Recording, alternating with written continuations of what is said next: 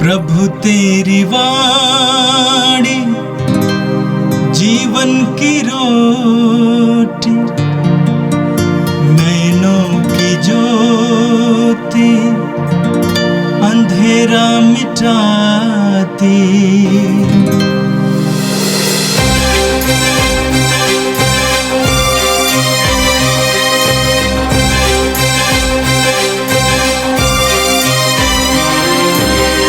प्रभु तेरी वाणी जीवन की रोटी, नैनों की ज्योति अंधेरा मिटाती। प्रभु तेरी वाणी जीवन की रोटी, नैनों की ज्योति अंधेरा मिटाती। वाणी वाणी वाणी वाणी वाणी पवित्र है, शाश्वत है, जीवन का मन्ना है। 13 फरवरी सोमवार। पहला पाठ अध्याय 4 पद संख्याएं 1 से 15 और 25 तक। कैन ने अपने भाई हाबिल पर आक्रमण किया और उसे मार डाला। आदम का अपनी पत्नी से संसर्ग हुआ और वह गर्भवती हो गई। उसने कैन को जन्म दिया और कहा, मैंने प्रभु की कृपा से एक पुत्र को जन्म दिया। फिर उसने कैन के भाई हाबिल को जन्म दिया। हाबिल भेड़ बकरियों का चरवाहा बना और कैन खेती करता था। कुछ समय बाद कैन ने भूमि की उपज का कुछ अंश प्रभु को अर्पित किया। हाबिल ने भी अपनी सर्वोत्तम भेड़ों के पहलौठे मेमने को प्रभु को अर्पित किया। प्रभु ने हाबिल पर प्रसन्न होकर उसकी भेंट स्वीकार की, किंतु उसने कैन और उसकी भेंट को अस्वीकार किया। कैन बहुत क्रुद्ध हुआ और उसका चेहरा उतर गया। प्रभु ने कैन से कहा, तुम क्यों क्रोध करते हो और तुम्हारा चेहरा उतरा हुआ क्यों है? जब तुम भला करोगे तो प्रसन्न होगे, यदि तुम भला नहीं करोगे तो पाप हिंसक पशु की तरह तुम पर झपटने के लिए तुम्हारे द्वार पर घात लगाकर बैठेगा। क्या तुम उसका दमन कर सकोगे? कैन ने अपने भाई हाबिल से कहा, हम टहलने चलें। बाहर जाने पर कैन ने हाबिल पर आक्रमण किया और उसे मार डाला। प्रभु ने कैन से कहा, तुम्हारा भाई हाबिल कहाँ है? उसने उत्तर दिया, मैं नहीं जानता। क्या मैं अपने भाई का रखवाला हूँ? प्रभु ने कहा, तुमने क्या किया? तुम्हारे भाई का रक्त भूमि पर से मुझे पुकार रहा है। भूमि ने मुंह फैलाकर तुम्हारे भाई का रक्त ग्रहण किया जिसे तुमने बहाया है। इसलिए तुम शापित होकर उस भूमि से निर्वासित किए जाओगे। यदि तुम उस भूमि पर खेती करोगे तो वह कुछ भी पैदा नहीं करेगी। तुम आवारे की तरह पृथ्वी पर मारे मारे फिरोगे। तब कैन ने प्रभु से कहा, मैं यह दंड नहीं सह सकता। तू मुझे उपजाऊ भूमि से निर्वासित कर रहा है। मुझे तुझसे दूर रहना पड़ेगा। मैं आवारे की तरह पृथ्वी पर मारा मारा फिरूंगा और भेंट होने पर कोई भी मेरा वध कर दे सकता है। मैं आवारे की तरह पृथ्वी पर मारा मारा फिरूंगा और भेंट होने पर कोई भी मेरा वध कर दे सकता है। इस पर प्रभु ने उसे यह उत्तर दिया, नहीं, जो कैन का वध करेगा उससे इसका 7 गुना बदला लिया जाएगा। कहीं ऐसा ना हो कि कैन से भेंट होने पर कोई उसका वध करे। इसलिए प्रभु ने कैन पर एक चिन्ह अंकित किया। आदम का अपनी पत्नी से संसर्ग हुआ। उसने पुत्र प्रसव किया और उसका नाम सेत रखा।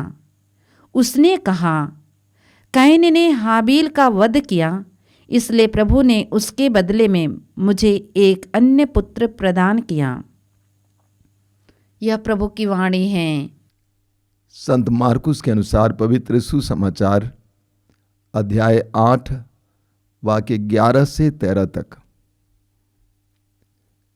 फरीसी आकर ईसा से विवाद करने लगे। उनकी परीक्षा लेने के लिए वे स्वर्ग की ओर का कोई चिन्ह मांगते थे। ईसा ने गहरी आह भरकर कहा, यह पीढ़ी चिन्ह क्यों मांगती है? मैं तुम लोगों से यह कहता हूं, इस पीढ़ी को कोई भी चिन्ह नहीं दिया जाएगा। इस पर ईसा उन्हें छोड़कर नाव पर चढ़े और उस पार चले गए। यह प्रभु का दिव्य सुसमाचार है। ख्रिस्त प्रभु की जय। मेरे प्रिय भाई और बहनों, आज का पहला पाठ उत्पत्ति ग्रंथ के अध्याय 4 से लिया गया था। आज हमने आदम और हेवा की संतानों के बारे में पढ़ा। हमने पढ़ा उत्पत्ति ग्रंथ अध्याय 3 में कि आदम और हेवा ने ईश्वर की आज्ञा का उल्लंघन किया। आदम और हेवा ने ईश्वर की आज्ञा का उल्लंघन किया, पाप की, अपराध किया। उसका असर, उसका प्रभाव उनके बच्चों पर भी पड़ता है। और आज के पाठ में आपने देखा कि काइन अपने भाई हाबिल की हत्या करता है। वचन में आपने सुना कि काइन और हाबिल दोनों ईश्वर को भेंट चढ़ाने जाते हैं। काइन किसान था और इसीलिए उसने अपने खेत का कुछ उपज ईश्वर को चढ़ाया। हाबिल पशुपालन करता था, अपने सर्वोत्तम भेड़ का बच्चा ईश्वर को चढ़ाया। काइन ने कुछ चढ़ाया और हाबिल ने सर्वोत्तम भेड़ का बच्चा चढ़ाया। और इसीलिए ईश्वर को हाबिल की भेंट पसंद आई।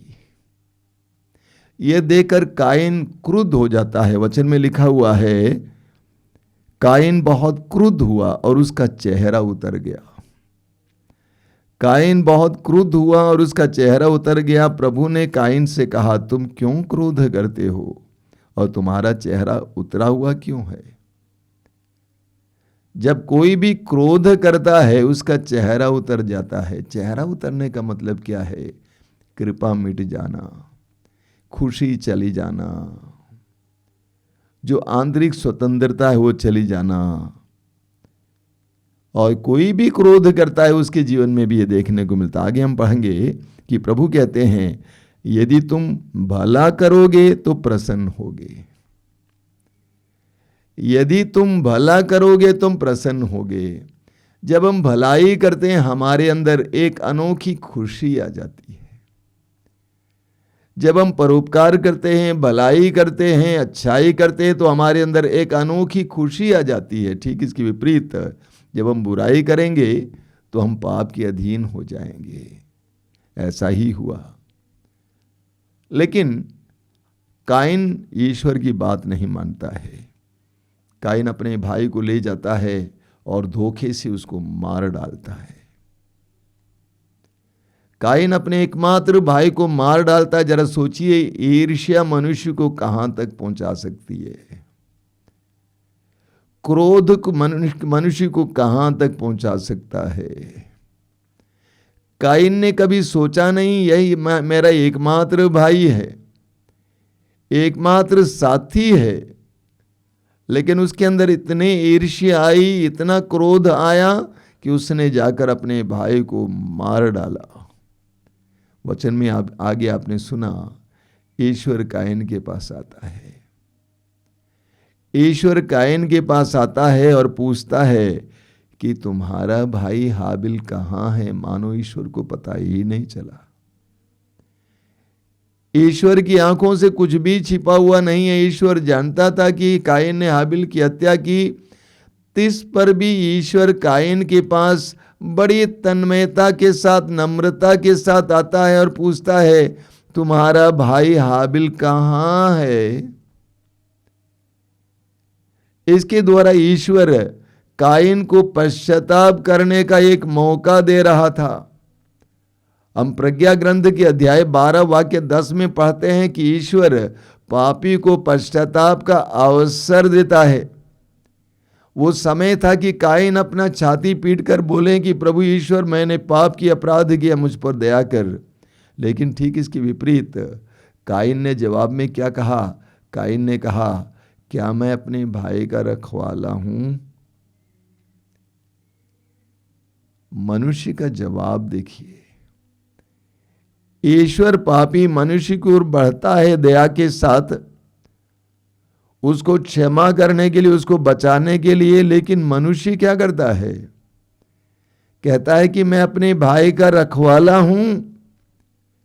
पश्चाताप के लिए ईश्वर के द्वारा दिए गए उस अवसर को उसने खो दिया, इसलिए ईश्वर ने उसको दंड दिया। इसलिए ईश्वर ने उसको दंड दिया।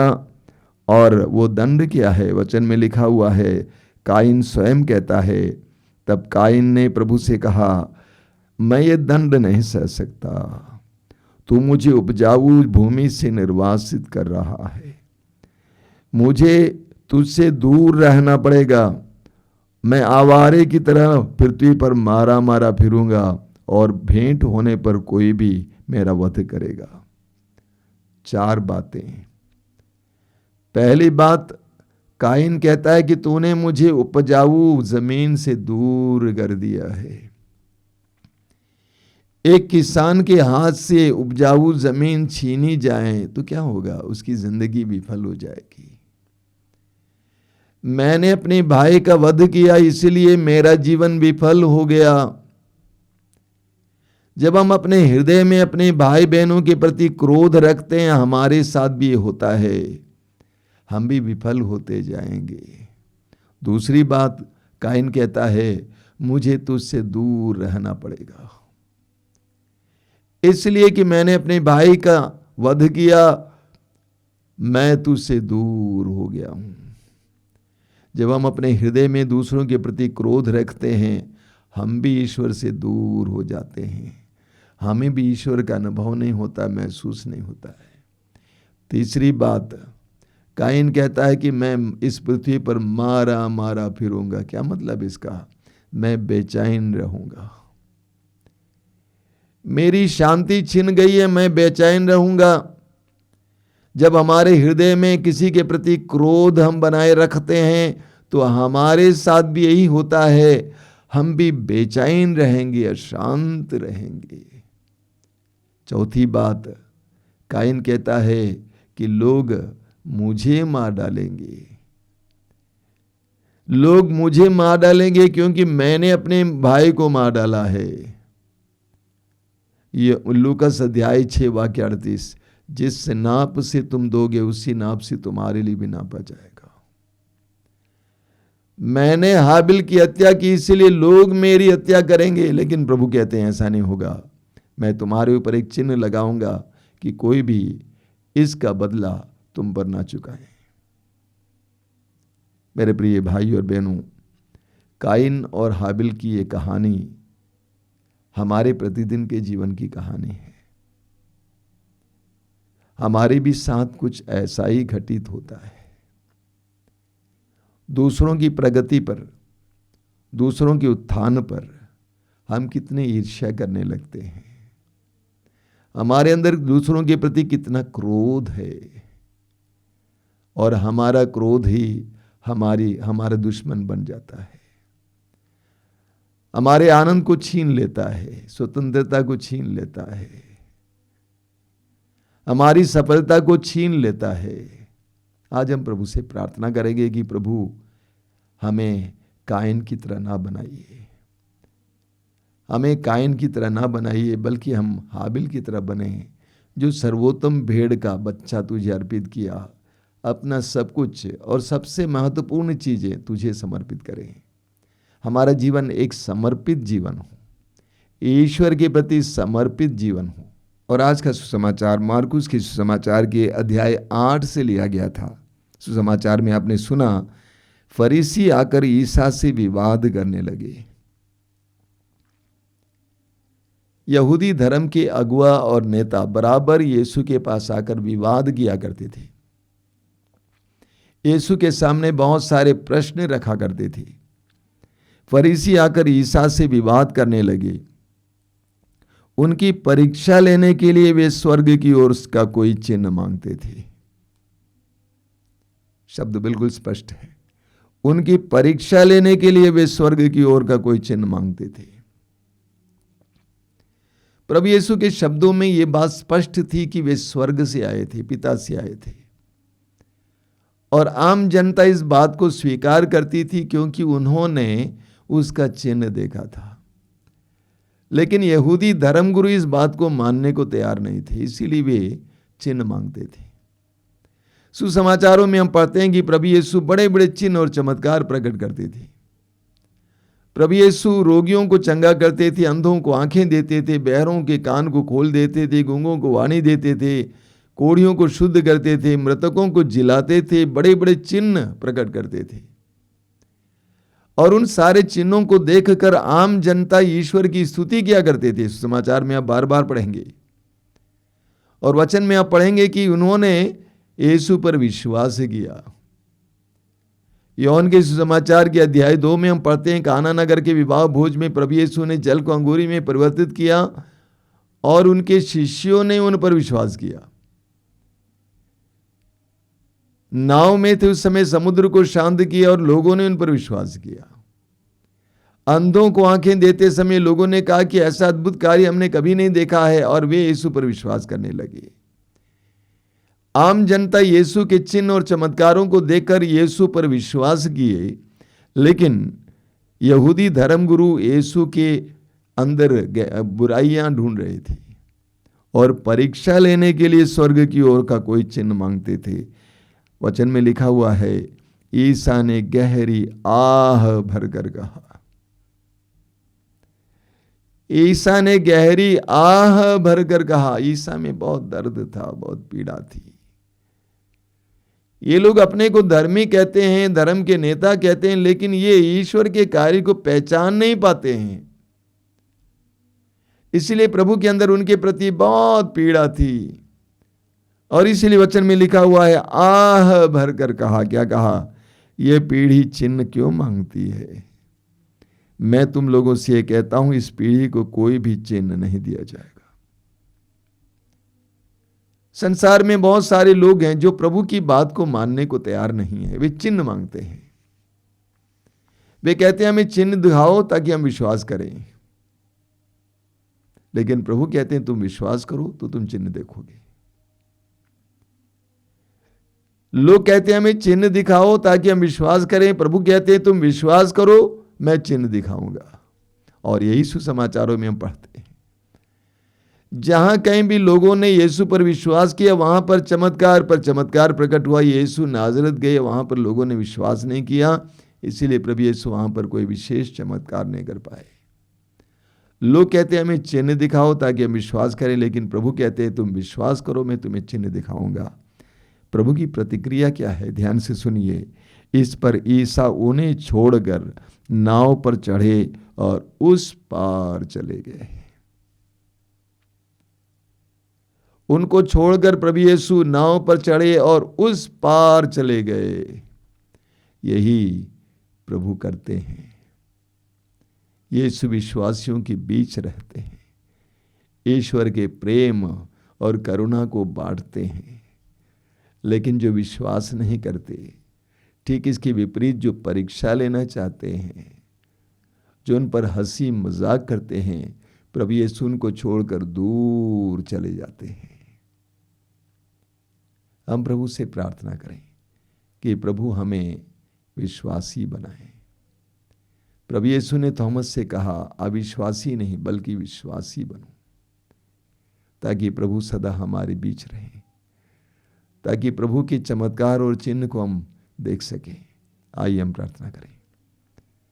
धन्यवाद देते हैं प्रभु आज के सुंदर दिन के लिए, तेरी आशीषों के लिए धन्यवाद देते हैं, जीवन के वरदान के लिए धन्यवाद देते हैं। सबसे बड़ा वरदान विश्वास का वरदान। धन्यवाद प्रभु, धन्यवाद। तेरा नाम मिला और विश्वास का वरदान मिला, धन्यवाद। हमारा भटकना बंद हो गया। तूने कहा संसार की ज्योति मैं हूं, जो मेरा अनुसरण करता हुआ अंधकार में कभी भटकता नहीं रहेगा। तूने हमें प्रकाश दिया, धन्यवाद।